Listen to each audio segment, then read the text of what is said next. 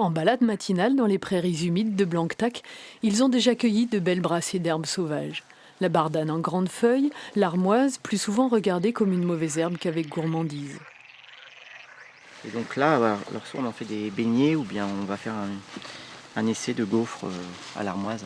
L'homme au chapeau garni, c'est François Couplan. Depuis des dizaines d'années, il s'intéresse aux plantes sauvages, à leur qualité gustative et enseigne ce qu'il a ainsi appris en parcourant les chemins à ceux qui en sont curieux.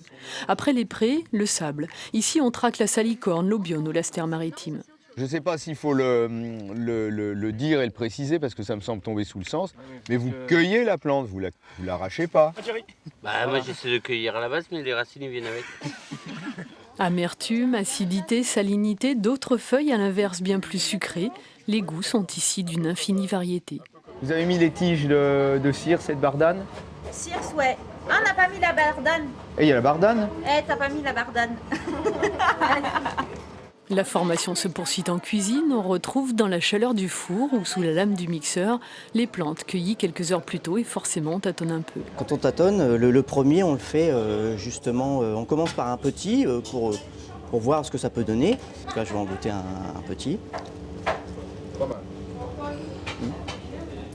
Ah, c'est vrai qu'on le sent bien et moins on met de pâte, en fin de compte c'est là où on sent l'armoise qui prend vraiment le...